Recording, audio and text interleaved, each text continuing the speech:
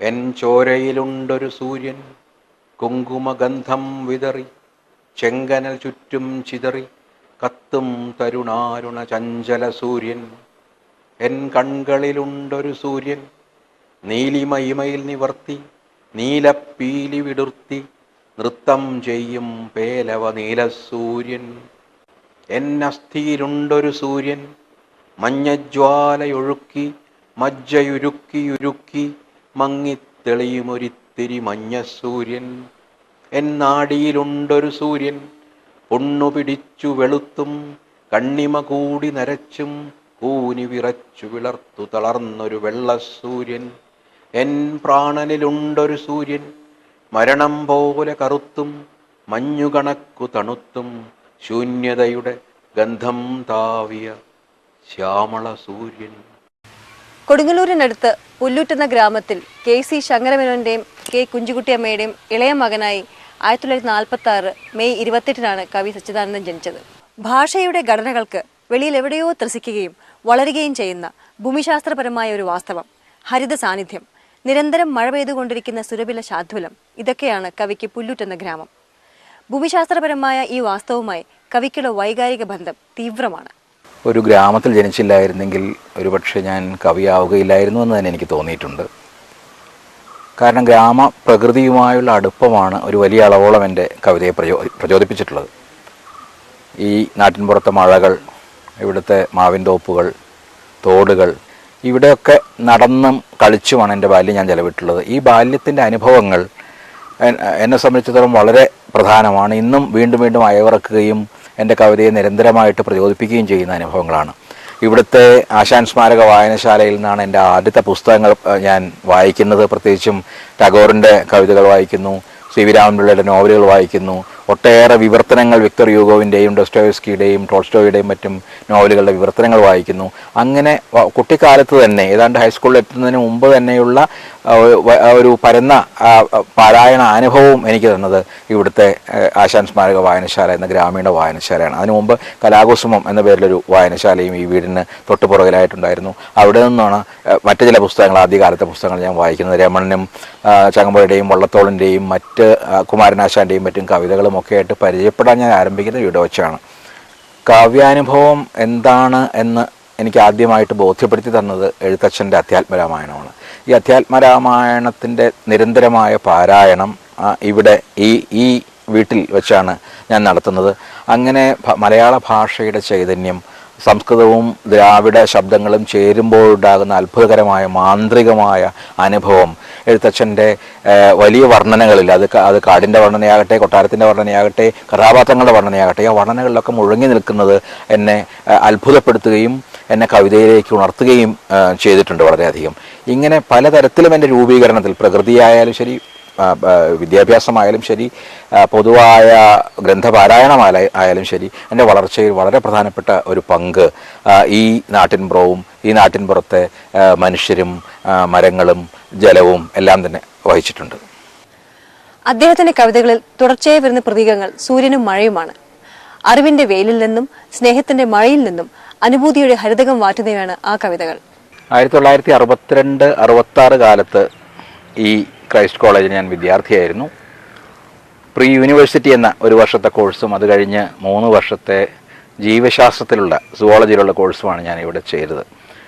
ആ വർഷങ്ങൾ എൻ്റെ ശൈക്ഷണികമായ രൂപീകരണത്തിൽ ഒരു പ്രധാനപ്പെട്ട പങ്ക് വഹിച്ച വർഷങ്ങളായിരുന്നു. കാരണം ക്രൈസ്റ്റ് കോളേജ് ലൈബ്രറി നാട്ടിലെ ആശാൻ സ്മാരക വായനശാലയ്ക്ക് ശേഷം എൻ്റെ വായനയുടെ ഒരു പ്രധാനപ്പെട്ട പ്രഭാവമായിട്ട് മാറുകയുണ്ടായി. അന്നത്തെ ജോൺ മാഷ് എന്ന ലൈബ്രറിയൻ എന്നെ വളരെയധികം സഹായിക്കുകയും ചെയ്തിരുന്നു പുസ്തകങ്ങൾ തിരഞ്ഞെടുക്കുന്നതിലും മറ്റും. ആ കാലത്തുള്ള ഏറ്റവും പ്രധാനമായി വായിച്ച ഗ്രന്ഥങ്ങളിലൊന്ന് ഈ വേദഗ്രന്ഥമായ ഹോളി ബൈബിളാണ്. ആ ബൈബിൾ എൻ്റെ കവിതയിൽ അഗാധമായ സ്വാധീനം ചെലുത്തുന്നുണ്ട്. ബൈബിളിൽ പ്രത്യേകിച്ചും ഓൾഡ് ടെസ്റ്റമെൻ്റ്, ഉൽപ്പത്തി പുസ്തകവും ക്രിസ്തുവിൻ്റെ ചരിത്രവും ക്രിസ്തുവിൻ്റെ ത്യാഗവുമായി ബന്ധപ്പെട്ട ആ ജീവിതത്തിൻ്റെ മുഴുവൻ തന്നെ അദ്ദേഹം ഉയർത്തിപ്പിടിച്ച മൂല്യങ്ങളും അന്ന് മുതൽ തന്നെ എന്നെ വളരെയധികം ആകർഷിക്കുകയും ക്രിസ്തു പിന്നീട് എൻ്റെ കവിതയിലെ ഒരു നിരന്തരമായ സാന്നിധ്യമായിട്ട് തന്നെ മാറുകയും ചെയ്തു.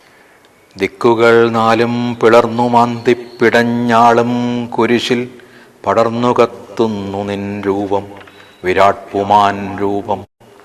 അല്ലെങ്കിൽ ഞാൻ പഞ്ചേന്ദ്രിയങ്ങളിലൂടെ ഈ പഞ്ചക്ഷതങ്ങളിലൂടെ എൻ പഞ്ചസൂര്യന്മാരെ ആഹുതി ചെയ്യുന്ന ഞാൻ തന്നെയല്ലി നീ, ഞാൻ തന്നെയല്ലി നീ. 1965-67 കാലഘട്ടത്തിലാണ് ഞാൻ മഹാരാജാസ് കോളേജിൽ ഉണ്ടാകുന്നത്.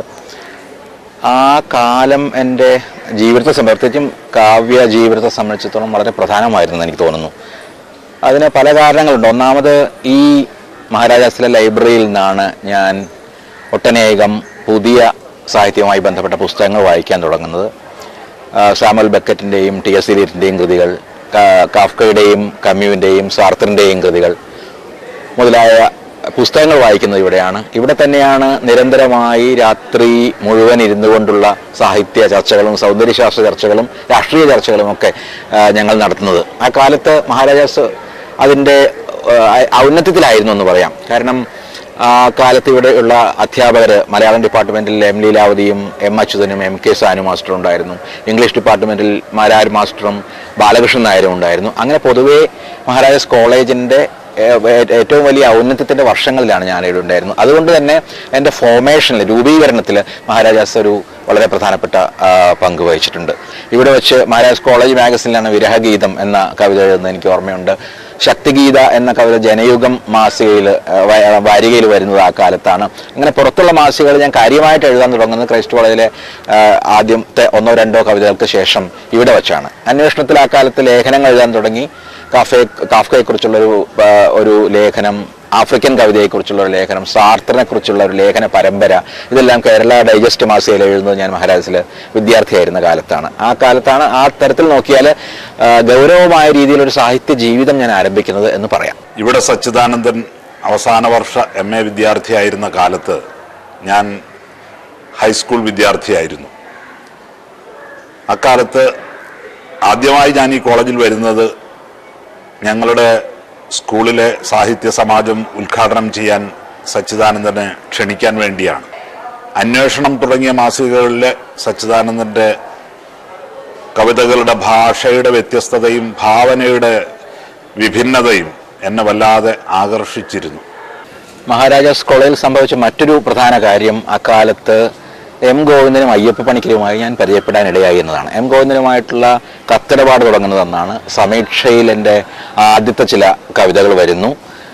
ഒപ്പം തന്നെ അയ്യപ്പ പണിക്കരുമായി ബന്ധപ്പെടുന്നു. അദ്ദേഹം ഇവിടെ മഹാരാജാസ് കോളേജിൽ വരുന്നു, എറണാകുളത്ത് വരുന്നു. അദ്ദേഹം ഒന്നിച്ച് ഒരു ആധുനിക കവിതാ ചർച്ചയിൽ പങ്കെടുക്കുന്നു. അങ്ങനെ അയ്യപ്പ പണിക്കരുമായിട്ട് ദീർഘകാലത്തൊരു സൗഹൃദത്തിൻ്റെ ആരംഭം വാസ്തവത്തിൽ മഹാരാജാസിൽ ഞാൻ വിദ്യാർത്ഥിയായിരുന്ന വർഷങ്ങളിലാണ്.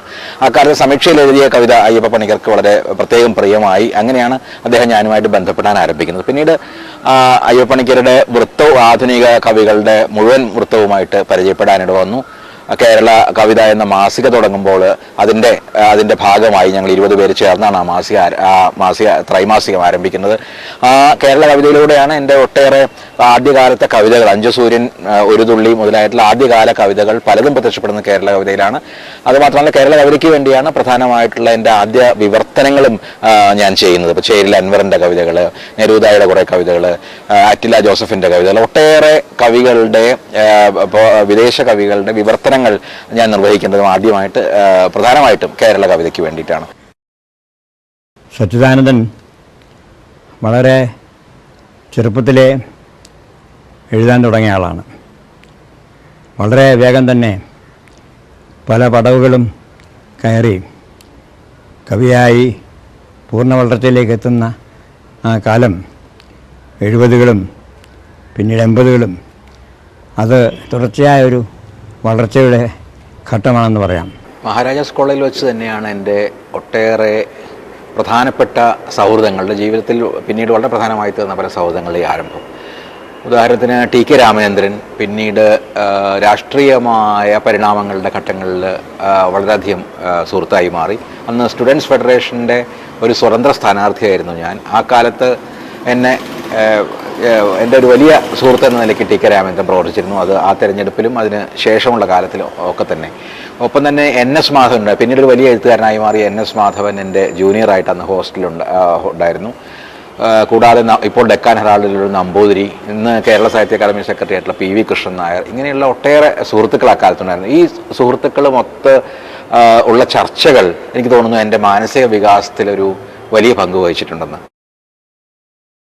ഇതാണ് പുല്ലൂറ്റുള്ള കൊടുങ്ങല്ലൂർ കുഞ്ഞിക്കുട്ടൻ തമ്പുരാൻ സ്മാരക കോളേജ്. ഇത് ഒരു സ്വകാര്യ കോളേജായി ആരംഭിച്ചതാണ്. ഇന്നത് ഗവൺമെൻറ് കോളേജാണ്. സ്വകാര്യ കോളേജ് ആയിരുന്ന കാലത്താണ് ഞാൻ എൻ്റെ അധ്യാപന ജീവിതം ഈ കോളേജിൽ ആരംഭിക്കുന്നത്. 1968 ഞാൻ MA പാസ്സായ ശേഷം ഈ കോളേജിൽ ഇംഗ്ലീഷ് അധ്യാപകനായി ചേർന്നു. അതിനുശേഷം 1970 ജനുവരി വരെ ഞാൻ ഇവിടെയാണ്. ആ തരത്തിൽ നോക്കിയാൽ അധ്യാപനത്തിൻ്റെ ആദ്യ പാഠങ്ങൾ ഞാൻ പഠിക്കുന്നത് ഈ കോളേജിൽ വെച്ചാണെന്ന് പറയാം. കുഞ്ഞിക്കുട്ടൻ തമ്പുരാൻ്റെ ഓർമ്മ നിലനിർത്തുന്ന ഒരു കോളേജ് എന്ന നിലയ്ക്ക് ഈ സ്ഥാപനത്തോട് എനിക്ക് ഒരു പ്രത്യേകമായ ഒരു ആഭിമുഖ്യമുണ്ട്. ചരിത്രത്തിന്റെ കണ്ണിനൊപ്പം രാഷ്ട്രീയമായ പഠനവും ചേർത്ത് വച്ചതോടെ കവിയുടെ രചനകൾക്ക് പുതിയ മാനം കൈവന്നു. കേവലമായ അന്തർമുഖതയും കലാപബോധമുള്ള രാഷ്ട്രീയ നൈതികതയും തമ്മിലുള്ള സംഘർഷം അക്കാലത്തെ കവിതകളിൽ നമുക്ക് തികച്ചും അനുഭവിക്കാൻ കഴിയും. 1970കളിലെ കവിത എന്ന് പൊതുവെ മലയാളത്തിൽ അറിയപ്പെടുന്ന കവിത വാസ്തവത്തിൽ 70കളുടെ തന്നെ ഏതാണ്ട് മധ്യത്തോടു കൂടിയാണ് അതിൻ്റെ ഒരു യഥാർത്ഥമായ സ്വരൂപം ഉരുത്തിരിയുന്നത്. ഒരുപക്ഷെ അതിൻ്റെ ഒരു തുടക്കമായിട്ട് സാധാരണ പറയാറ് നമ്മൾ ആധുനികതയിലെ 60കളിലെ ആധുനികതയിലെ തുടക്കമായിട്ട് അയ്യപ്പ പണിക്കരുടെ കുരുക്ഷേത്രമൊക്കെ പറയുന്നത് പോലെ അതിൻ്റെ ഒരു തുടക്കമായിട്ട് പറയാറുള്ള പ്രധാന കവിതകൾ ഒന്ന് KG ശങ്കരപിള്ളയുടെ ബംഗാൾ എന്ന കവിത, എൻ്റെ സത്യവാങ്മൂലം, പനി തുടങ്ങിയ കവിതകൾ, ഈ അങ്ങനെ ആറ്റൂർ രവിവർമ്മയുടെ തുടർന്ന് വന്ന സംക്രമണം എന്ന കവിത, ഇതൊക്കെയാണ് ഒരുപക്ഷെ ആ കാലത്തെ കവിതയിൽ 60കളുടെ കവിതയിൽ ഒരു വലിയ മാറ്റം കുറിച്ച കവിതകൾ. ഇതെല്ലാം തന്നെ 70കളുടെ ആദ്യ പകുതിയുടെ അവസാനത്തിൽ എന്ന് പറയാം ഉണ്ടായ കവിതകളാണ്. അതിന് തൊട്ട് മുമ്പ് 71 ഞാൻ എഴുത്തച്ഛൻ എഴുതുമ്പോൾ എന്ന കവിത എഴുതുന്നത്. അതിന് ശേഷമുള്ളൊരു കാലത്താണ് ഞങ്ങൾ എന്ന കവിത പ്രസക്തി മാസികയിൽ പ്രത്യക്ഷപ്പെടുന്നത്. ഞങ്ങൾ ഏതാണ്ട് സമപ്രായക്കാരാണെങ്കിലും സച്ചിദാനന്ദൻ അന്ന് ഞാൻ കാണുമ്പോൾ തന്നെ ആധുനിക കവികളുടെ കൂട്ടത്തിൽ അംഗീകരിക്കപ്പെട്ട് കഴിഞ്ഞ ഒരു കവിയായിട്ട് ഉണ്ട്. എനിക്ക് പുതിയ കാര്യങ്ങളോട് വളരെ തീവ്രമായ ആഭിമുഖ്യം ഉണർന്നു തുടങ്ങിയ ഒരു കാലവുമാണ്. കൊല്ലത്ത് കേരളതല മീറ്റിങ്ങിൽ സച്ചിദാനന്ദൻ ഒരു പുതുമയെ സംബന്ധിച്ച ഒരു പ്രബന്ധം അവതരിപ്പിക്കുന്നുണ്ട്. അത് എന്നെ സംബന്ധിച്ചിടത്തോളം വളരെ കൺവിൻസിങ് ആയിരുന്നു. അടുത്ത കാഴ്ച തിരുവനന്തപുരത്ത് ഫിലോസോഫിക്കൽ കോൺഗ്രസ്സിൽ വെച്ചിട്ടാണ്. അന്ന് അസ്തിത്വത്തെപ്പറ്റി സച്ചിദാനന്ദൻ വളരെ ദീർഘമായ ഒരു പ്രബന്ധം അവതരിപ്പിച്ചിരുന്നു. ഈ കവിതയുടെയും തത്വശാസ്ത്രത്തിൻ്റെയും ഈ രണ്ട് വളരെ ദൃഢമായ ആധാരങ്ങളിൽ നിന്നുകൊണ്ടാണ് സച്ചിദാനന്ദൻ്റെ കൗമാരം തന്നെ രൂപപ്പെട്ടിട്ടുള്ളത്. ക്രമേണ സച്ചിദാനന്ദൻ്റെ കവിതയിൽ അനുഭൂതിയുടെയും ദർശനത്തിൻ്റെയുമായ വളരെ ജൈവമായ ലയം ഞാൻ തന്നെ കണ്ടു തുടങ്ങുകയും കൂടുതൽ അത് കവിതയിൽ പിൽക്കാല രചനകളിൽ വെളിപ്പെട്ടു തുടങ്ങുകയും ചെയ്തു. ആധുനികതയുടെ പ്രമേയപരവും മാധ്യമപരവുമായ സവിശേഷതകളൊക്കെ തന്നെ സ്വാംശീകരിക്കുകയും അതിനെ സച്ചിദാനന്ദൻ്റെതായ രീതിയിൽ മുന്നോട്ട് കൊണ്ടുപോവുകയും ചെയ്യുന്ന ഒരു നിരന്തരമായ സ്വയം നവീകരണത്തിൻ്റെ രീതിയായിരുന്നു ഈ കവിക്ക് അന്നും എന്നും ഉണ്ടായിരുന്നത്. എനിക്ക് അമരത്വം വേണ്ട. രൂക്ഷമായ വെറുപ്പുകളും അതിലും രൂക്ഷമായ സ്നേഹങ്ങളുമുള്ള ഒരു സാധാരണ മനുഷ്യനാണ് ഞാൻ. തൊണ്ടയിടറുകയും കണ്ണ് കലങ്ങുകയും ചെയ്യുമ്പോൾ ഞാൻ എൻ്റെ വൃത്തവും പ്രാസവും മറന്നുപോകുന്നു.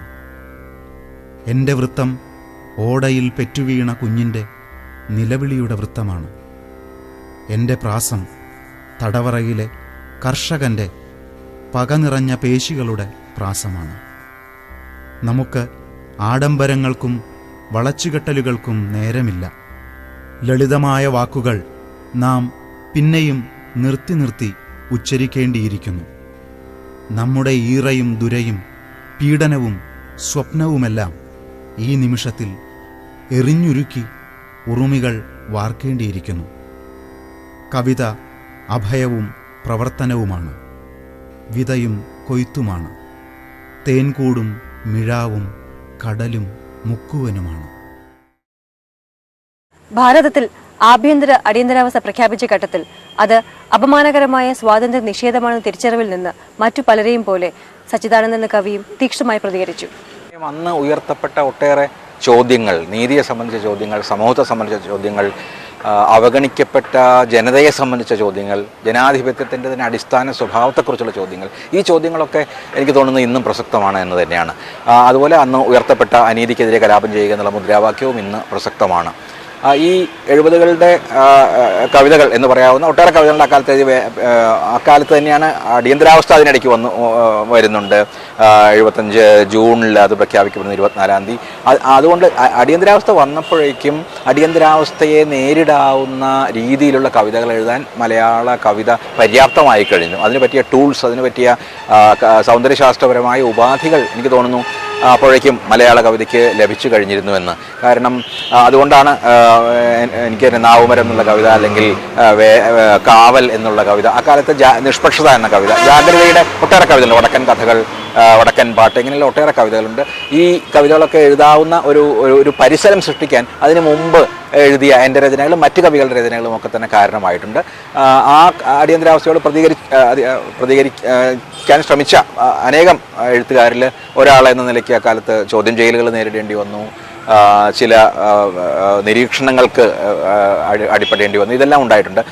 എങ്കിലും എനിക്ക് തോന്നുന്നു ആ ഒരു ജനാധിപത്യ ജാഗ്രതയുടെ ഒരു വലിയ കാലഘട്ടം സൃഷ്ടിക്കാൻ ആ 70കളുടെ സാഹിത്യത്തിനും പൊതുവായിട്ട് കഴിഞ്ഞുവെന്ന്. അടിയന്തരാവസ്ഥ പിൻവലിക്കപ്പെട്ട് പൗരജീവിതത്തിൽ സ്വച്ഛത തിരിച്ചു കിട്ടിയെന്ന് തോന്നലുണ്ടായെങ്കിലും ഉപരിപ്ലവമായ സംതൃപ്തികളിലെ കാപഢ്യം ബോധ്യപ്പെട്ട കവിയുടെ ആവിഷ്കാരങ്ങൾ കർക്കശമായി വിലയിരുത്തപ്പെട്ടു. ആദ്യം അസ്തിത്വവാദവുമായിട്ടുള്ള ആകർഷണം ഉണ്ടായിരുന്ന ഞാൻ ക്രമേണ മാർക്സിസവുമായിട്ട് അടുക്കുകയും കൂടുതലായിട്ട് മാർക്സിസത്തെക്കുറിച്ച് വായിക്കാനും അറിയാനും ശ്രമിക്കുകയൊക്കെ ചെയ്യുന്നത്. അതിൻ്റെയൊക്കെ ഫലമായിട്ട് പിൽക്കാലത്ത് മാർക്സിസ്റ്റ് ലെനിനിസ്റ്റ് പ്രസ്ഥാനവുമായിട്ട്, അതിൻ്റെ സാംസ്കാരിക പ്രസ്ഥാനവുമായിട്ട് ബന്ധപ്പെട്ടു ജനകീയ സാംസ്കാരിക വേദിയുടെ ഒരു പ്രവർത്തകനായി മാറുന്നതും ഇവിടെ കോളേജിൽ അധ്യാപകനായിരുന്ന കാലത്ത് തന്നെയാണ്. അതിൻ്റെ ഭാഗമായിട്ടാണ് ഇവിടെ നടവരമ്പിലുണ്ടായ ഒരു തൊഴിലാളി സമരത്തിൽ ഇടപെട്ടതിന്, അത് ഒരു 144 ലംഘിച്ച് തൊഴിലാളികളുടെ ക്യാമ്പിൽ പോയി അവിടെ പീഡനമേറ്റ തൊഴിലാളികളെ കാണാൻ ശ്രമിച്ചതിന് ഞാൻ അറസ്റ്റ് ചെയ്യപ്പെടുന്നതും അതിനെ തുടർന്ന് വൈലോപ്പള്ളി ഉൾപ്പെടെയുള്ള ആളുകൾ പ്രതിഷേധം പ്രകടിപ്പിക്കുകയും ഒക്കെ ചെയ്യുന്നത്. പിന്നീട് ഹൈക്കോടതി ഞങ്ങളെ വെറുതെ വിടുക മാത്രമല്ല, ഞങ്ങളെ അറസ്റ്റ് ചെയ്തത് തെറ്റായി എന്ന് വിധി പ്രഖ്യാപിക്കുകയും ചെയ്തു. തരത്തിലുള്ള ഒരുതരം ആത്മീയ ശിക്ഷണം വാസ്തവത്തിൽ എനിക്ക് ലഭിക്കുന്നത് മൂല്യങ്ങളിൽ ഊന്നിക്കൊണ്ടുള്ള ഒരു ജീവിതത്തിൻ്റെ പ്രാധാന്യത്തെക്കുറിച്ച് ഉള്ള ബോധം വളരെ ഗാഠമായി ഉണ്ടാകുന്നതും ഇവിടെ വെച്ചിട്ട് തന്നെയാണ്. പ്രസക്തിയുടെ പ്രവർത്തനകാലം മുതൽ സച്ചിയുടെ കവിത വളരെ സമഗ്രമായ മാറ്റങ്ങൾക്ക് വിധേയമായി. അതുവരെ ഉണ്ടായിരുന്ന പ്രപഞ്ചത്തോടും ജീവിതത്തോടും ഉണ്ടായിരുന്ന സ്നേഹത്തിന് വളരെ ഉണർന്ന വ്യക്തതയുള്ള ഒരു ലൗകികതയിലേക്കും നൈതികതയിലേക്കുമുള്ള ഗംഭീരമായ ഒരു പരിണതി ഈ കാലത്ത് സംഭവിക്കുന്നുണ്ട്. ഈ സ്വാതന്ത്ര്യത്തിൻ്റെയും നീതിയുടെയും കേന്ദ്ര പ്രമേയങ്ങൾ നിൽക്കുന്നതോടൊപ്പം തന്നെ ഒരു വലിയ കാടൊക്കെ വളർന്നു വരുന്നത് പോലെ അനവധി ഗഹനതകളും അനവധി നിഴലുകളും വലിയ ഭയങ്ങളും ഉത്കണ്ഠകളും കുളിരുകളും ഒക്കെയുള്ള വിപുലമായ ഒരു പ്രകൃതിയുടെ നിർമ്മിതി പോലെയുള്ള ഒരു കാവ്യ ജീവിതത്തിൻ്റെ പ്രത്യക്ഷപ്പെടൽ എന്ന് പറയുന്നത് 70കളിലെ സച്ചിദാനന്ദനിലാണ് ഉണ്ടാകുന്നത്. അതിൻ്റെ ഉള്ളിലുള്ള അത്രയും വെളിച്ചം ഒരു പക്ഷേ എൻ്റെ തലമുറയിൽപ്പെട്ട ഒരു കവിയുടെ രചനകളിലും കാണാൻ പറ്റില്ല. ഒടുവിൽ ഞാൻ ഒറ്റയാകുന്നു എന്ന കവിത ഒരർത്ഥത്തിലൊരു വഴിത്തിരിവായിരുന്നു. ആസന്നമായൊരു വിപ്ലവത്തിൻ്റെ പ്രതീക്ഷകൾ അറ്റുപോയ ആ കാലം ഒട്ടേറെ പുതിയ മേഖലകളിലേക്ക് തിരിയാൻ, പുതിയ സൂക്ഷ്മമായ പ്രതിരോധ പ്രസ്ഥാനങ്ങളുമായി ബന്ധപ്പെടാൻ ഉള്ള അവസരമായി മാറുകയാണ് ചെയ്തത്. അതുകൊണ്ട് തന്നെ തീർത്തും പ്രത്യാശ അറ്റുപോകാതെ നിലനിർത്താൻ എനിക്കും എൻ്റെ കവിതയ്ക്കും കഴിയുകയും ചെയ്തു. പുഴ കല്ലുകളെ എന്ന പോലെ മഴ അവിശുദ്ധമായ വാക്കുകളെ കഴുകി ഉരുട്ടിയെടുക്കുന്നു. അവയിൽ അസത്തിനു പകരം സത്തും മൃതിക്കു പകരം അമൃതും നിറയ്ക്കുന്നു. ഗോത്രത്തിൻ്റെയും ദേശത്തിൻ്റെയും ദൈവത്തിൻ്റെയും പേരിൽ അറവുകളങ്ങളിൽ മുഴങ്ങിയ രക്തത്തിൻ്റെ മണികൾക്കു ശാന്തി. ദുരധികാരത്തിൻ്റെ വേതാളം ബലിച്ചോരയുണ്ട് തലകീഴായി വളരുന്ന രക്തസാക്ഷികളുടെ മഹാവൃക്ഷത്തിനു ശാന്തി. പ്രേമത്തിനായി മരണശിക്ഷ ഏറ്റുവാങ്ങിയ കന്യകമാർക്കു ശാന്തി. പുതിയ മനുഷ്യനെ സൃഷ്ടിക്കാൻ പുറപ്പെട്ട് പുതിയ ദൈവങ്ങളെ മാത്രം സൃഷ്ടിച്ചുരുണ്ടുപോയ മഹാവിപ്ലവങ്ങളുടെ യാഗശാലകൾക്കു ശാന്തി. ഒരു പിന്മാറ്റത്തിൻ്റെ കാലമാണ് 1980കൾ. ആ പിന്മാറ്റവും കവിതയിൽ രേഖപ്പെടുത്തുന്നുണ്ട്.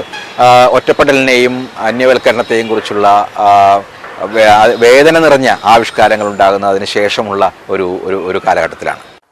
ഇവനെ കൂടി സ്വീകരിക്കുക ഹേമന്തത്താൽ മെലിഞ്ഞ കുളിർനീരിൻ കൈകളാൽ നിളാനദി ഇവനായുയർത്തുക തുമ്പിക്കൈ പഞ്ചാരിക്കു ചെവിയാട്ടിടുമാലിൻ ചൊട്ടിലെ പൂരക്കാറ്റേ മൂടുക തിരുവില്വാമലയിൽ പുനർജനി നൂണെത്തും നിലാവിനാലീ ജഡം ധനുരാവേ കുനിയൂ സ്വപ്നാസ്വസ്ഥമീ നെറ്റി ചുംബിക്കുവാൻ നിളയേ ഉമയായ ദേവതാത്മാവാം സഹ്യൻ ഇവനെ ഞങ്ങൾ കോണപ്പാട്ടിന്നു ചോടായി കന്നിവയലിൽ നെല്ലിൻ പാലായി വീര്യമായി തെക്കൻ പാട്ടിൽ ഇവനെ നിറച്ചു തേൻ പാതിരാപ്പൂവിൽ കാക്കച്ചിറകിൽ സൂര്യോത്സവം ശൈശവമിളന്നീരിൽ അറിവിൽ പച്ച കൈതപ്പൂവിലാതിരാചന്ദ്രൻ മുറിവിൽ മൂർച്ച മുളങ്കാടിന് കുറുങ്കുഴൽ ഇവനെ കൂടി സ്വീകരിക്കുക നീർതാണാലും വരളാതിന്നും കടൽ തേടുന്ന നിളാനദി പുരങ്ങൾ നിന്നിൽ വിഷം തുപ്പുന്നു പരണന്റെ ചുരപ്പുന്നയും പ്ലാശും പൈനിയും തളരുന്നു കുരച്ചു നിൽക്കും മൃത്യുവളയും ഗ്രാമങ്ങളെ മയക്കുവെടിവെച്ചു വീഴ്ത്തുന്നു നായാട്ടുകാർ ഏറുന്നു വീണ്ടും നമ്മളൊഴിച്ച പിശാചുക്കൾ കാവിയിൽ വെളുപ്പിൽ ആത്മാക്കൾക്കു വിലപേശി ഓണത്തിൽ ഉണരുന്നു വാമനൻ വിഷുക്കണി പാളത്തിലെന്നും വീഴും അസ്വസ്ഥ യുവരക്തം ആതിരാരാവിൻ രുദ്രകീർത്തനങ്ങൾ തൻ തൂക്കിലാടുന്ന പൊന്നുണ്ണിക്ക് ദംഷ്ട്രയും നെറ്റിക്കണ്ണും പാരുഷ്യം പെരുകുന്നു വാക്കിലും മനസ്സിലും മാതുല പൊറുത്താലും തീർന്നു മാമ്പഴക്കാലം മിടിപ്പു താഴുന്നതൻ ഭാഷതൻ നെഞ്ചിന്നല്ലോ ഇറക്കിക്കിടത്തിയതെൻ്റെ യൗവനമല്ലോ തിരുമ്മിയടച്ചത് നീതിതൻ മിഴിയല്ലോ തഴുതിട്ടതോ സ്നേഹനീലമാം കലവറ ചിതയിൽ പൊട്ടുന്നതെൻ നാടിൻ്റെ നല്ലല്ലോ മണലിലെരിഞ്ഞമരുന്നതോ മലർകാലം താഴുന്നു വെയിൽ തണുപ്പേറുന്നു ഒടുക്കത്ത മാവിൽ കൂടണയും ഒറ്റക്കിളി ചിലയ്ക്കുന്നു പാവമീ നാടിൻ സ്വർണ്ണക്കിണ്ണമായിരുന്നിവൻ ദാ നോക്കുവാനിൽ പൂർണ്ണചന്ദ്രനായി അവൻ വീണ്ടും 90-എത്തുമ്പോഴേക്കും തന്റെ തട്ടകം കൃത്യമായി തിരിച്ചറിഞ്ഞ കവിയുടെ രചനകൾ അവതരണത്തിൽ കൈവരിക്കുന്ന വൈശിദ്ധ്യം ശ്രദ്ധേയമാണ്. പ്രാദേശിക ദേശീയ സാംസ്കാരിക പൈതൃകത്തിന്റെയും ജനകീയ ആധ്യാത്മികതയുടെയും വേരുകൾ തേടിയുള്ള അന്വേഷണവും അഭിമാനവും ഇക്കാലത്ത് ശക്തമാകുന്നു. പ്രകൃതിയും പരിസ്ഥിതിയും എത്ര പ്രധാനമാണ് നമ്മുടെ കേരളത്തെയും അല്ലെങ്കിൽ മനുഷ്യ ജീവിതത്തെയും സംബന്ധിച്ചിടത്തോളം എന്ന് കൂടുതൽ ആഴത്തിൽ തിരിച്ചറിഞ്ഞ ഒരു കാലം കൂടിയായിരുന്നു അത്. അക്കാലത്ത് തന്നെയാണ് സ്ത്രീ വിമോചനവുമായി ബന്ധപ്പെട്ട അല്ലെങ്കിൽ സ്ത്രീകളുടെ ദീനാവസ്ഥയുമായി ബന്ധപ്പെട്ട ഒട്ടേറെ കവിതകളും ഉണ്ടാകുന്നത്. ഇപ്പോൾ ഇനിയൊന്ന് വിശ്രമിക്കട്ടെ എന്ന കവിത ഉൾപ്പെടെയുള്ള കവിതകൾ, ബോധവതി പോലുള്ള കവിതകൾ, ഇവയിലൂടെയൊക്കെ തന്നെ സ്ത്രീയുടെ അന്തസംഘർഷങ്ങളും ആഗ്രഹങ്ങളും ഒക്കെ ആവിഷ്കരിക്കാനുള്ള ഒരു ശ്രമം നടക്കുന്നതും അക്കാലത്താണ്. അങ്ങനെ പരിസ്ഥിതി, സ്ത്രീ സ്വാതന്ത്ര്യം, മൗലികമായ പൗരാവകാശങ്ങൾ, ഈ നീതിവൃക്ഷം പോലുള്ള കവിതകളിൽ അതൊക്കെ പ്രതിഫലിക്കുന്നുണ്ട്. ഇങ്ങനെയുള്ള സൂക്ഷ്മമായ സാമൂഹ്യ സമസ്യകളിലേക്കും സാമൂഹ്യ പ്രതിരോധ പ്രസ്ഥാനങ്ങളിലേക്കുമുള്ള ഒരു നീക്കം ഒരുപക്ഷെ അക്കാലത്ത് എൻ്റെ കവിതയ്ക്ക് സംഭവിക്കുന്നുണ്ടെന്ന് തോന്നുന്നു. സമകാലിക ലോകത്തിൻ്റെ പ്രശ്നങ്ങളൊക്കെ കവിതയിലേക്ക് വരാൻ തുടങ്ങിയതോടുകൂടി കേരളത്തിലായാലും ഡൽഹിയിലായാലും ഇന്ത്യക്ക് വെളിയിൽ പോയാലും ഒരേ കാഴ്ചപ്പാടിലൂടെ മനുഷ്യ ജീവിതത്തെ സമഗ്രമായി നോക്കിക്കാണാനുള്ള ഒരു വലിയ വളർച്ചയാണ്. ആ വളർച്ച ഇന്നും തുടർന്നുകൊണ്ടിരിക്കുകയാണ്. ഭാഷയിലും ബിംബയോജനയിലും ജീവിത വീക്ഷണത്തിലും താളത്തിലും വൃത്തത്തിലും വൃത്തമില്ലായ്മയിലും എല്ലാം ഈ വളർച്ച നമുക്ക് വളരെ വ്യക്തമായി കാണാം. ആദ്യത്തെ 5 സൂര്യൻ അല്ലെങ്കിൽ കോഴിപ്പങ്ക് മുതലായ കവിതകളിൽ നിന്ന് കൂടുതൽ ഗൗരവമുള്ള പ്രശ്നങ്ങളിലേക്ക് കവിത തിരിഞ്ഞതും ആ തിരിവിനോടൊപ്പം കവിതയുടെ ഭാഷയും രൂപവും ശില്പവും എല്ലാം വളർന്നതും വളരെ കൗതുകത്തോടുകൂടി സന്തോഷത്തോടുകൂടി നോക്കിക്കണ്ട ആളുകളിൽ ഒരാളാണ് ഞാൻ. അതുകൊണ്ട് സച്ചിദാനന്ദൻ്റെ ആ വളർച്ചയിൽ ഒരു സാക്ഷി മാത്രമല്ല, ഒരു പങ്കാളികൂടിയാണെന്ന് വേണമെങ്കിൽ അവകാശപ്പെടാം. അത്രയ്ക്ക് അടുത്ത ഹൃദയബന്ധത്തോടുകൂടിയാണ് ഈ വളർച്ചയെല്ലാം ഉണ്ടായിട്ടുള്ളത്. അത് ഇന്നിപ്പോൾ വളരെ പൊക്കമായ ഒരു രീതിയിൽ ഈ അർത്ഥായുസിൽ നേട്ടങ്ങളുടെ ഒരു നീണ്ട പട്ടിക തന്നെ അദ്ദേഹത്തിനുണ്ട്. പല ഭാഷകളിലേക്ക് അവ വിവർത്തനം ചെയ്യപ്പെട്ടു. പല ദേശങ്ങളിലെ അനുഭവങ്ങൾ മലയാളത്തിലൂടെ അദ്ദേഹത്തിന് അവതരിപ്പിക്കാൻ കഴിഞ്ഞു. അങ്ങനെ എല്ലാ തരത്തിലും രാജ്യാന്തരീയ കാര്യങ്ങളിലും സർവവർഗ വീക്ഷണ ഉൾക്കൊള്ളുന്നതിലും പ്രാദേശികത്വത്തിൻ്റെയും ദേശീയതയുടെയും ചിഹ്നങ്ങളെല്ലാം വഹിക്കുന്നതിലും അദ്ദേഹത്തിൻ്റെ കവിത വളരെയധികം മുന്നോട്ട് പോയിട്ടുണ്ട്. ഇന്നത്തെ ഇന്ത്യയിലെ ശ്രദ്ധേയരായ കവികളിൽ ഒരാളാണ് അദ്ദേഹം എന്ന് പറയാൻ യാതൊന്നും മടിക്കേണ്ട ആവശ്യമില്ല. ഒടുവിൽ ഞാൻ ഒറ്റയാകുന്നു എന്ന കവിതയിലൂടെ പ്രകടിപ്പിക്കപ്പെട്ട തരത്തിലുള്ളൊരു ഏകാന്തത എന്നെ തന്നെ പിടികൂടുകയും എൻ്റെ സുഹൃത്തുക്കളെയും ഒരു അതിർത്തി വരെ പിടികൂടുകയും ചെയ്തൊരു കാലത്താണ് എന്തുകൊണ്ട് കേരളത്തിൽ നിന്ന് കുറച്ചു കാലം പുറത്തു മാറി നിന്നുകൂടാ എന്ന ചിന്ത എനിക്കുണ്ടായത്. ഏതാണ്ട് അതേ കാലത്ത് തന്നെയാണ് അയ്യപ്പ പണിക്കർ ഡൽഹിയിൽ സാഹിത്യ അക്കാദമിയിൽ ഇന്ത്യൻ ലിറ്ററേച്ചർ എന്ന മാസികയ്ക്ക് ഒരു പത്രാധിപരെ അവർ അന്വേഷിച്ചുകൊണ്ടിരിക്കുകയാണെന്നും എനിക്ക് പോകാൻ കഴിയുമെങ്കിൽ അവർക്കത് സന്തോഷമായിരിക്കുമെന്ന് എന്നോട് പറഞ്ഞത്. എല്ലാ കാലത്തും ഒരു നല്ല പ്രസിദ്ധീകരണം എഡിറ്റ് ചെയ്യുക എന്നുള്ളൊരാഗ്രഹം എനിക്കുണ്ടായിരുന്നു. ആദ്യകാലത്ത് ജ്വാല എന്ന ചെറിയ മാസിക ഇറക്കി, അതിനുശേഷം ഉത്തരവുണ്ടായി. മറ്റ് കേരളത്തിലെ ഒട്ടേറെ ചെറുമാസികകളുമായിട്ടുള്ള സഹകരണത്തിലൂടെയാണ് ഒരു എഴുത്തുകാരൻ എന്ന നിലയ്ക്കും ഒരു പത്രപ്രവർത്തകൻ എന്ന സാഹിത്യ പത്രപ്രവർത്തകൻ എന്ന് പറയാമെങ്കിൽ ആ നിലയ്ക്ക് ഞാൻ വളർന്നു പോന്നിട്ടുള്ളത്. പ്രധാനമായിട്ടും ഇന്ത്യൻ ലിറ്ററേച്ചറിൻ്റെ ഒട്ടേറെ പ്രത്യേക പതിപ്പുകൾ ഞാൻ ഇറക്കാൻ ശ്രമിച്ചു. യുവാക്കളുടെ രചനകൾക്ക് മാത്രമായിട്ടുള്ള പ്രത്യേക പതിപ്പുകളുണ്ടായി, സ്ത്രീകളുടെ രചനകൾക്ക് പ്രത്യേക പതിപ്പുകളുണ്ടായി. ദലിത് സാഹിത്യത്തിന് വിശേഷിച്ചും മറാഠിയിലെ അല്ലാത്ത അത്ര പ്രചാരം സിദ്ധിച്ചിട്ടില്ലാത്ത ഗുജറാത്തിലെയും മറ്റും ദലിത് സാഹിത്യത്തിൻ്റെ പ്രത്യേക പതിപ്പുകൾ കൊണ്ടുവന്നു. സാഹിത്യ നിരൂപണവുമായി ബന്ധപ്പെട്ട ഒട്ടേറെ പ്രശ്നങ്ങൾ ഉന്നയിക്കുകയും അതേ സംബന്ധിച്ചിട്ടുള്ള അഭിമുഖ സംഭാഷണങ്ങളും സിമ്പോസിയങ്ങളും സംഘടിപ്പിക്കുകയും ചെയ്തു. കർമ്മരംഗം ഡൽഹി ആയതോടെ അനുഭവങ്ങൾ വിസ്തൃതമായി, കാവ്യവീക്ഷണം വിപുലവുമായി. ബഹുവർണ്ണ സംസ്കാരങ്ങളുടെ സമ്പർക്കത്തിലൂടെ നന്മ തിന്മയോടെ വിവേചിക്കാനും ഉൾക്കൊള്ളാനും കവിക്ക് കഴിഞ്ഞു. അപ്പോഴും എഴുത്ത് ഒരു നിലവിളിയാണ്, എല്ലാ മതിലുകൾക്കും എതിരായ നിലവിളി എന്ന നിലപാടിൽ മാറ്റവും വന്നിട്ടില്ല. ഡൽഹിയിൽ വെച്ച് തന്നെയാണ് ഉത്തരേന്ത്യൻ കവിതയിൽ ഞാൻ താല്പര്യമെടുക്കാൻ ആരംഭിക്കുന്നത് കൂടുതലായിട്ട്. അതിനു മുമ്പ് ഉത്തരേന്ത്യൻ കവികളുമായി ബന്ധപ്പെട്ടിരുന്നെങ്കിലും ഭക്തികാല കവിതയിൽ വിശേഷിച്ച താല്പര്യം വർദ്ധിക്കുന്നത് ഇവിടെ വന്നതിന് ശേഷമാണ്. അതിനുള്ള സൗകര്യങ്ങൾ ഒരുപക്ഷെ ഇവിടെയാണ് കൂടുതലായിട്ട് ഉണ്ടായിരുന്നത്. കബീറിനെക്കുറിച്ചുള്ള കവിതയും മേരിയെക്കുറിച്ചുള്ള കവിതയും ഞാൻ മുമ്പ് തന്നെ എഴുതി കഴിഞ്ഞിരുന്നെങ്കിലും ഇവിടെ വന്നതിന് ശേഷമാണ് പിന്നീട് ഒരു കവിതാ പരമ്പരയായിട്ട് വികസിക്കുന്നത്. ഒപ്പം തന്നെ എനിക്ക് എല്ലാ കാലം താല്പര്യം ഉണ്ടായിരുന്ന സംഗീതം, നൃത്തം, നാടകം, ചിത്രകല, ശില്പകല, സിനിമ, ഇവയിലെല്ലാം തന്നെ പുതിയ അനുഭവങ്ങൾ എനിക്ക് ഈ ഡൽഹി ജീവിതം സമ്മാനിച്ചു. കാരണം ഒപ്പം തന്നെ ഏറ്റവും കൂടുതൽ യാത്രകൾ, മുമ്പ് യാത്ര ചെയ്തിരുന്നു എന്നുള്ളത് ശരിയാണ്. യൂഗോസ്ലാവിയക്കുള്ള യാത്രയും റഷ്യയിലേക്കുള്ള ഒരു യാത്രയും കേരളത്തിൽ നിന്ന് തന്നെ ഞാൻ ചെയ്തിരുന്നു. പക്ഷേ ഇവിടെ വച്ചാണ് പിന്നീട് യൂറോപ്പിലേക്കും മറ്റ് ലോകത്തിൻ്റെ പല ഭാഗങ്ങളിലേക്കുമുള്ള യാത്രകൾക്കുള്ള അവസരങ്ങൾ ലഭിക്കുന്നത്. ഈ യാത്രകൾ ഒരു ഭാഗത്ത് ജീവിതത്തിൻ്റെ ഒട്ടേറെ പുതിയ മേഖലകൾ കണ്ടെത്താൻ എന്നെ സഹായിച്ചപ്പോൾ മറ്റൊരു ഭാഗത്ത് എൻ്റെ കവിതയെ മറ്റു ഭാഷകളിലും മറ്റു ദേശങ്ങളിലും എത്തിക്കുന്നതിന് അത് സഹായിക്കുകയും ചെയ്തു. സെക്രട്ടറി അതിനുശേഷം ഒരർത്ഥത്തിൽ പറഞ്ഞാൽ ഇന്ത്യൻ ലിറ്ററേച്ചറിൽ ഞാൻ ചെയ്തിരുന്ന കാര്യങ്ങളെ ഒരു കൂടുതൽ വലിയൊരു ലോകത്തിൽ ചെയ്യാനുള്ള സന്ദർഭം എന്ന നിലയ്ക്കാണ് സെക്രട്ടറി എന്നുള്ള നിലയ്ക്കുള്ള എൻ്റെ പദവിയെ അല്ലെങ്കിൽ അതുവഴി ലഭിച്ച സൗകര്യങ്ങൾ ഞാൻ ഉപയോഗിച്ചിട്ടുള്ളത്.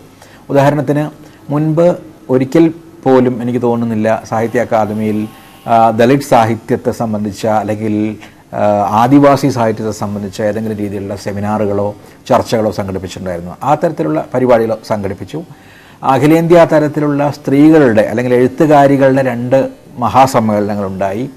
യുവാക്കൾക്കും എഴുത്തുകാരികൾക്കും മറ്റ് ഏതാണ്ട് പ്രാന്തവൽക്കരിക്കപ്പെട്ടു എന്നൊക്കെ പറയാവുന്ന എഴുത്തുകാരുടെ വിഭാഗങ്ങൾക്കുമായുള്ള പ്രത്യേകമുള്ള വേദികൾ, പ്ലാറ്റ്ഫോംസ് ആരംഭിച്ചു. സാഹിത്യവും മറ്റ് ഡിസിപ്ലിനുകളുമായി ബന്ധപ്പെടുന്ന രീതിയിലുള്ള പരിപാടികൾ, ഇപ്പോൾ അന്തരാൾ എന്നുള്ള പ്രഭാഷണ പരമ്പര തന്നെ അതിൻ്റെ ഉദാഹരണമാണ്. അതിൽ വലിയ ശാസ്ത്രജ്ഞരും സാമ്പത്തിക ചിന്തകരും സാമൂഹ്യ ചിന്തകരും ചരിത്രകാരന്മാരും ഒക്കെ പങ്കെടുത്തിട്ടുണ്ട്. ആ തരത്തിലുള്ള പരമ്പരകൾ ആരംഭിച്ചു. ഒരു ഞരമ്പിപ്പോഴും പച്ചയുണ്ടെന്നൊരില തൻ്റെ ചില്ലയോടോതി, ഒരില കൊഴിയാതെ ഇപ്പോഴും ബാക്കിയെന്നൊരു ചില്ല കാറ്റിനോടോതി.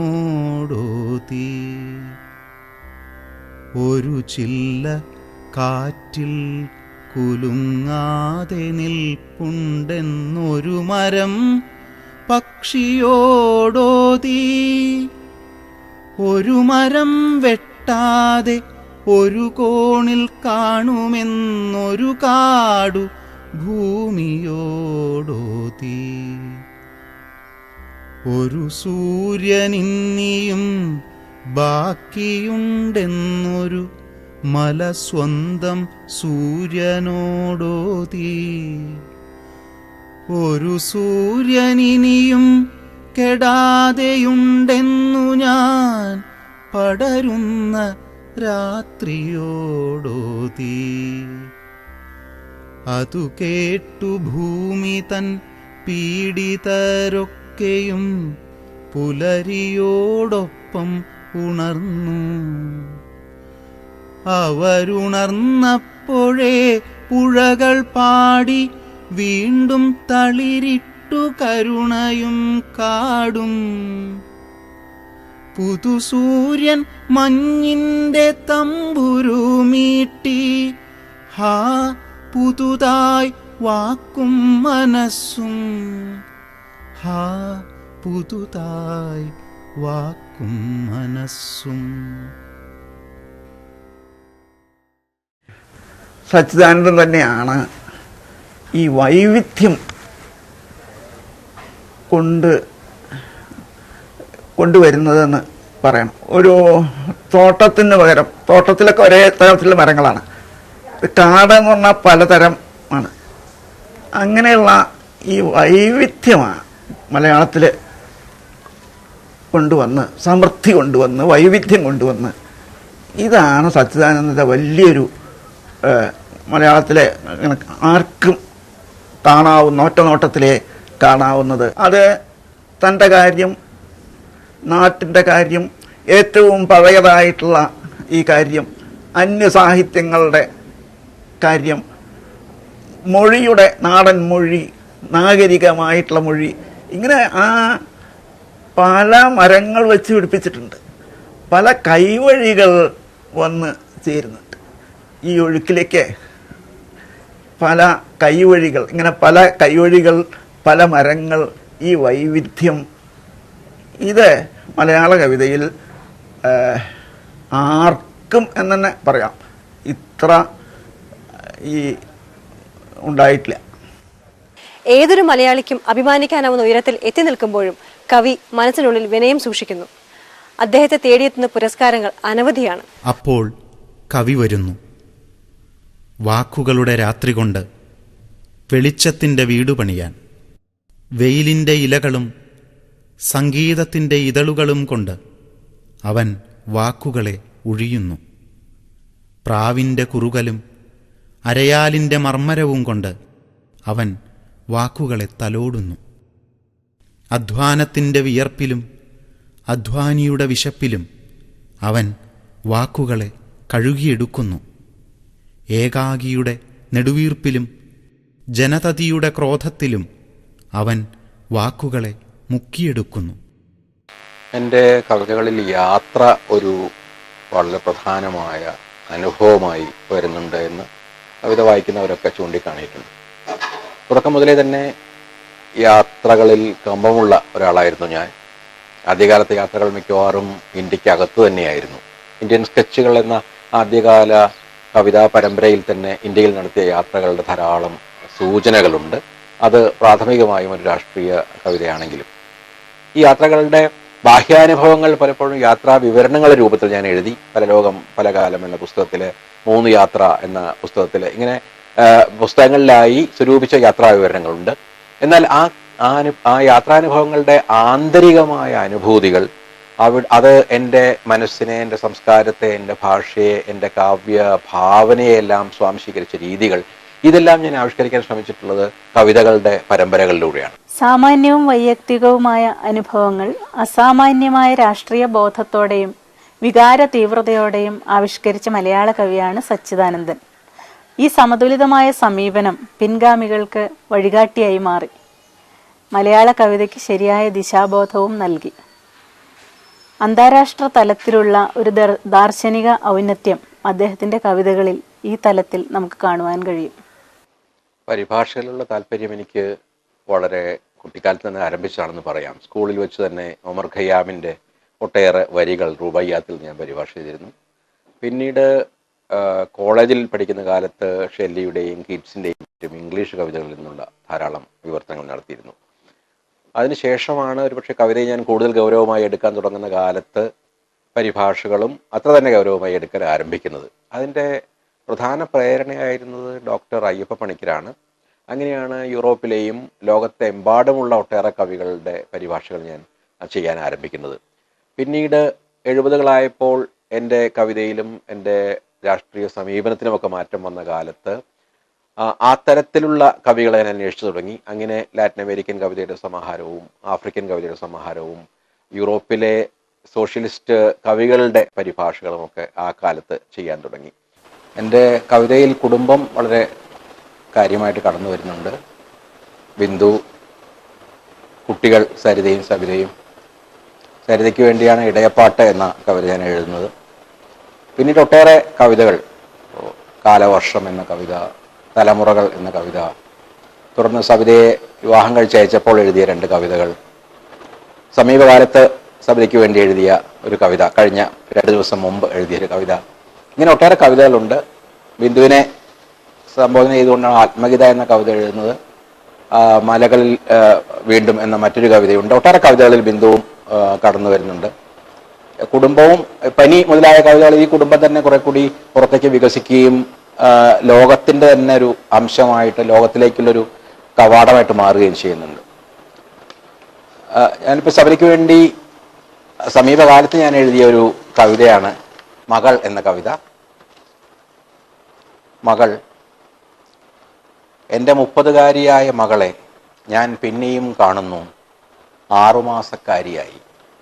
ഞാനവളെ കുളിപ്പിക്കുന്നു. 30 വർഷങ്ങളുടെ പൊടിയും ചേറും മുഴുവൻ കഴുകിക്കളയുന്നു.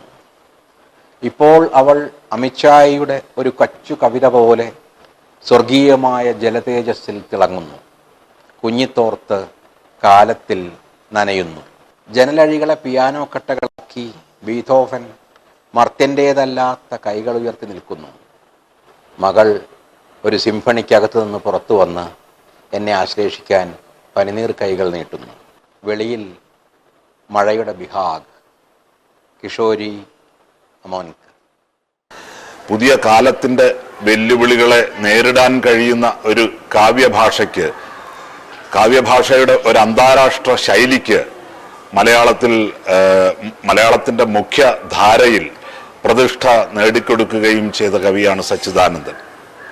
എൻ്റെ ശരീരം ഒരു നഗരം, എൻ്റെ കണ്ണുകൾ കാവൽപ്പാളയങ്ങൾ, അവിടെ കാഴ്ചകളുടെ നിതാന്ത ജാഗ്രത. എൻ്റെ കാതുകൾക്കിടയിൽ തീവണ്ടിത്താവളം, അവിടെ ആൾക്കൂട്ടങ്ങളുടെ നിരന്തര ഖർഖരം.